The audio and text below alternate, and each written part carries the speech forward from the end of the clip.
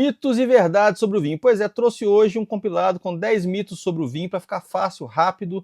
A gente tem até uma série aqui no canal, Mitos e Verdades sobre o Vinho, mas hoje eu trouxe uma coisa mais rápida para falar dos 10 mitos mais comuns sobre o vinho por conta da falta de conhecimento mesmo. Acho que a maioria deles é falta de conhecimento sobre o vinho. Mas antes, vou apresentar, meu nome é José Carlos, sou sommelier aqui do canal Doutores do Vinho. Doutores do Vinho é um canal que tem o objetivo de levar conhecimento do mundo do vinho de uma forma leve, fácil, sem frescura, realmente quebrando alguns paradigmas aí, até a forma de vestir, de mostrar, nossa, aqui é diferente, porque a gente quer realmente simplificar o mundo do vinho. Então, se você gosta de vinho, você gosta de saber sobre vinho, já se inscreva aqui no canal, curta, compartilhe ao final do vídeo, se você gostar do vídeo, comente aí mais coisas, e até mesmo, se você não concorda comigo, pode deixar aqui, beleza? Vamos lá, primeiro mito mais comum, que é o vinho quanto mais velho, melhor. Esse é um grande mito, porque no passado a gente entendia que chegava no Brasil aquelas lendas, né? Esse é um vinho de 1945. Pois é, só 5% dos vinhos vão envelhecer mais de 10 anos. 90 a 95% de todos os vinhos produzidos no mundo são vinhos para ser bebido jovem. Quer dizer, o que é vinho jovem? Vinho para ser consumido até 5 anos. Depois de 5 anos, ele realmente começa a perder qualidade. Ele vai estragar de um dia para o outro? Não, mas ele começa a perder qualidade. Então, 90 a 95% dos vinhos devem ser consumidos em até 5 anos. Pois é, aí sobra 5% ali, vinhos que vão ficar entre 5 e 10 anos, e uma pequena parcela ali, 1%, 2%, são vinhos que vão ficar ali 15, 20, 30 anos. Como que eu sei isso? Aprendendo um pouquinho sobre o vinho, seguindo a gente aqui no canal, mas normalmente a ficha técnica do vinho já traz um pouco disso, tempo de guarda, 10, 15, 20 anos. Mas são pouquíssimos vinhos e normalmente são bem caros. Não necessariamente, mas normalmente são bem caros. Tampa de rosca não é bom. Bom, a tampa de rosca, o screw cap, normalmente ela é melhor do que a rolha de cortiça. Por quê? Porque ela veda melhor. Quando que a rolha de cortiça vai ser melhor que a tampa de rosca? Quando são vinhos de guarda. Mas eu acabei de falar agora que só 5% dos vinhos são vinhos para ser envelhecidos. Desses 5% são uma pequena parcela que vai envelhecer 10, 15, 20 anos. Então, não faz sentido. A tampa de rosca ela é até mais segura, porque ela lacra melhor, ela veda melhor, pensando que o vinho vem viajando de container, navio, balançando. A rosca ela é melhor para os vinhos que vão ser consumidos jovens.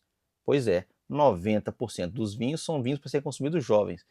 Eu concordo plenamente que o glamour, abre um vinho, tem toda uma cerimônia ali, tem todo um momento, você pega o vinho, tira ali a cápsula, abre o vinho, tira a rolha, é muito mais glamouroso, é muito mais legal, é muito mais chique, é muito mais bonito, é muito mais gostoso. Contudo, não faz diferença. A tampa de rosca vai atender super bem. Inclusive, existem bons estudos aí que dizem que até os vinhos que envelhecem, a tampa de rosca pode ser um pouco melhor. Tá? Então, assim, mas ainda é controverso. Mas o fato é que para a maioria dos vinhos, 95% dos vinhos produzidos no mundo, a tampa de rosca é melhor. E por que eu não tenho só tampa de rosca? Porque ela é mais cara se você produz um vinho em pequenas quantidades. Então, se é um vinho bem elaborado, se é um vinho que eu produzo ele em pequenas quantidades, uma vinícola mais boutique, uma vinícola familiar, a máquina para fazer o screw cap é cara, então só justifica se eu tiver um volume de vinhos. Então, por isso que você vê muito vinho ainda com tampa, com rolha de cortiça. Tem um outro problema, a cortiça está acabando no mundo, é dificílimo fazer cortiça. É uma árvore que os primeiros 8 anos você tira e não serve para nada. Se não me engano, com 24 anos que se plantou essa árvore, você vai conseguir extrair a primeira rolha. Posso estar enganado, mas alguma coisa em torno disso, beleza? Vamos caminhar nos nossos mitos. Tinto só para carne vermelha e branco só com carne branca. Errado. Eu posso ter tintos leves, que vão ficar muito bons com carne branca, até mesmo com peixe. Não fica o ideal, mas um tinto leve, um Pinot, um Beaujolais Nouveau, bem levinho, vai ficar legal com peixe, dentro das proporções. Mas com uma carne branca, por exemplo, com porco ou com ou frango, né, que é considerado carne branca mesmo aí, vai ficar super gostoso, super bacana. E o branco também serve para carnes vermelhas, não tem problema nenhum. Brancos mais potentes, mais encorpados, com passagem por madeira, com uma acidez lá em cima, vão ficar perfeitos com carne também, tá? Mesmo porque a gente no Brasil tem o hábito de consumir, por exemplo, churrasco com cerveja Pilsen, que é uma cerveja leve. Nós temos uma harmonização cultural que chama isso.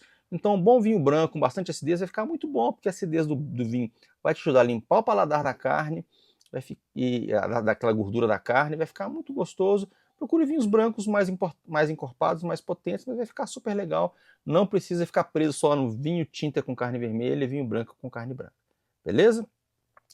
Vinhos dão dor de cabeça por conta do sulfito. Não, é comprovado que a não ser que você tenha uma intolerância muito grande ao sulfito, que é o conservante que vem no vinho, o sulfito não vai te dar dor de cabeça. O que vai te dar dor de cabeça é a desidratação, quer dizer, você bebeu muito vinho, muito rápido e com pouca água. Tem segredo. É só beber água e beber mais devagar, beber mais ponderadamente, né? Para evitar uma boa dor de cabeça no dia seguinte, beleza? Vinho deve ser consumido com temperatura ambiente. Mentira. Qual a temperatura ambiente? Qual a região? Eu duvido você conseguir beber um Malbec no Macapá. A temperatura ambiente. Não vai, né? Então, se o pessoal foi para a Europa no passado, na época do inverno, e aprendeu que vinho era temperatura ambiente. Pois é, não é. Temperatura ambiente, qual ambiente, né? Lá as casas são climatizadas, os apartamentos são climatizados, regiões mais frias. No inverno, no verão dá 22, 23 graus. Aí sim, o vinho tinto consumido ali entre 14 e 18 graus, vinho branco entre 8 e 12, um pouquinho mais, um pouquinho menos. Quanto mais potente o vinho, mais quente ele pode ser consumido. Quanto mais leve o vinho, mais gelado ele pode ser consumido, ou, na dúvida, gela ele um pouquinho mais, deixa ele pegar a temperatura na taça, vai ficar melhor. Porque depois que ele está quente demais, não tem o que fazer. Ah, mas no meu churrasco eu quero beber vinho tinto. Beleza, balde de gelo, água fresca, algumas pedras de gelo dentro do balde, põe o vinho ali dentro, vai ficar um vinho fresco a tarde inteira. Beleza, sem frescura. Beleza? Sexto mito, vinho doce não é vinho de qualidade. A gente tem mania de consumir. A nossa legislação brasileira não separa vinho doce de vinho suave. Mas no mundo do vinho a gente acaba falando, vinho doce são vinhos que têm o dulçor natural da uva, e vinho suave, vinhos onde eu adiciono açúcar a esse vinho. Vinhos mais simples, com uvas mais simples, beleza? Então vamos associar vinho suave, vinho de garrafão, vinho mais simples, vinho doce, vinho com dulçor da própria uva. Podem ser vinhos maravilhosos, vinhos espetaculares, como Sauternes, vinho do Porto, Moscatel de Setúbal, vinhos de colheita tardia. Eu particularmente adoro. Tokai, um dos meus vinhos preferidos da vida, assim, um negócio espetacular, é um vinho doce, tá? Só que ele é doce, ele é complexo, traz um monte de coisa boa nele aí. Então, vamos separar isso aí. Depois eu faço um vídeo só sobre isso. Acho que eu até fiz um vídeo. Dá uma buscada aqui no canal, tem um vídeo sobre vinho doce. Beleza? Vamos lá. Sétimo mito, quanto maior o fundo da garrafa, melhor o vinho. Claro que não, também fiz um vídeo sobre isso com um Barolo Reserva, com uma garrafa fininha, com fundo bem rasinho. Um Barolo Reserva, um vinho de 500 e poucos reais a garrafa. Vinho espetacular. Agora, por que dessa lenda? Que no passado, os vinhos onde ficavam guardados na vinícola, não tinha técnica nenhuma, não tinha nenhum tipo de cuidado com os vinhos. Quando você colocava os vinhos de guarda na vinícola, por baixo, os vinhos ficavam empilhados. Então os vinhos ficavam embaixo, as garrafas muito fininhas quebravam. Então, as vinícolas começaram a procurar garrafas um pouco maiores, um pouco mais robustas, para suportar, armazenar o vinho. Era só por isso, porque não tinha tanto espaço para armazenar o vinho em locais apropriados. Então, precisava de uma garrafa um pouquinho mais robusta para suportar esse vinho de guarda. Aí você até pensa um pouco, né? Falou, realmente, existe um fundamento nesse mito aí de que realmente precisa de uma garrafa um pouco melhor para armazenar o meu vinho bom, que é o vinho que vai ficar mais tempo armazenado na adega. Então tem um fundo de verdade. Contudo, eu consigo ter vinhos maravilhosos em garrafas leves. Então não é uma regra, tá? Quanto mais caro o vinho, melhor. Opa, esse aí é bacana porque eu linkei esses dois mitos aí. Lembra que eu falei da garrafa? Pois é, a garrafa ela é pesada, ela é mais bonita, ela é robusta, ela é mais escura, mais pesadona, com fundo mais pronunciado. Isso custa para a vinícola. Então não necessariamente o vinho que eu estou pondo ali dentro ele é melhor. Eu já vi vários vinhos, já conversei com vários donos de vinícola que colocam o mesmo vinho em garrafas diferentes. Pois é, eu tenho um vinho que custa 70, 80, 90 reais na gôndola e um vinho que custa 40, 50 reais. Qual a diferença? A garrafa, tá? O peso da garrafa custa. É custo de vidro, custo de transporte, faz parte do jogo, é o marketing em cima do vinho. Então, o vinho ele pode ser mais caro ou mais barato por uma série de coisas. Ou porque ele pode ser melhor realmente, mas eu posso ter um marketing muito bem elaborado, muito bem trabalhado em cima desse vinho, e aí eu vou ter um vinho mais caro, tá? E depois eu faço um vídeo sobre isso também, vou citar alguns, eu não gosto de falar nome de vinho assim, quando eu vou falar mal, mas a gente cita alguns vinhos que podem ser melhores ou piores. Tem muito famosinho aqui da Argentina que não valem o que custam porque são famosos, porque tem o marketing em cima e tá tudo bem, o marketing serve para isso, para valorizar o seu produto, beleza? Nono mito, vinhos encorpados são melhores que vinhos leves. Não tem nada a ver uma coisa com a outra. O que vai importar no vinho tem uma regrinha básica, chama CITEP, complexidade, intensidade, tipicidade, equilíbrio e persistência. É isso que vai fazer o vinho ser bom ou ruim. E isso pode ser num vinho leve ou pode ser num vinho encorpado, beleza?